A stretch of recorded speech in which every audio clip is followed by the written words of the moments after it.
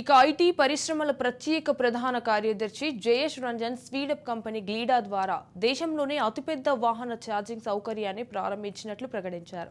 2018లో హైదరాబాద్లోని సోమాజిగూడలోని petrol pump స్టేషన్లో చిన్న ఛార్జింగ్ స్టేషన్ను ప్రారంభించడం ద్వారా కంపెనీ మొదటిసారిగా భారతదేశానికి వచ్చిందని అన్నారు.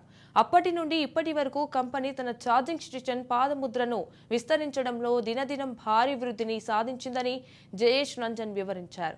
రంగారెడ్డి జిల్లా తుక్కుగూడ శంషాబాద్ ఎయిర్పోర్ట్ చుట్టుపక్కల ప్రాంతం వారికి ఈ ఛార్జింగ్ చాలా ఉపయోగంగా ఉంటుందని జయేష్ రంజన్ అన్నారు.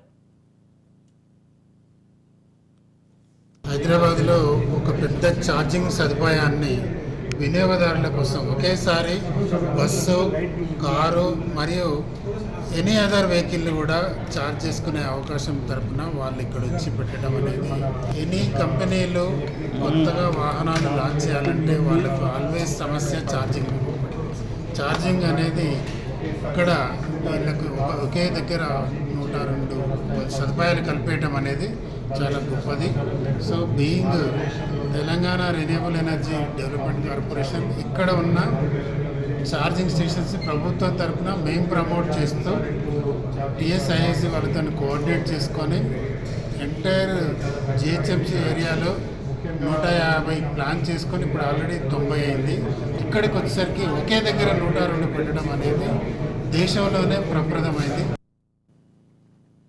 హైదరాబాద్లో ఒక పెద్ద హైదరాబాద్లో ఎయిర్పోర్ట్కి సమీపంలో గ్లీడా అనే ఒక కంపెనీ ఒక ఎలక్ట్రిక్ వాహనాలకి సంబంధించిన ఒక ఛార్జింగ్ కాంప్లెక్స్, ఛార్జింగ్ సముదాయాన్ని ప్రారంభించింది. ఇది చాలా హర్షణీయ విషయం. చిన్న సమాచారం మేరకు ఇది భారతదేశంలోనే అతి పెద్ద పబ్లిక్ పరిధిలో ఉన్నటువంటి ఛార్జింగ్ సముదాయం.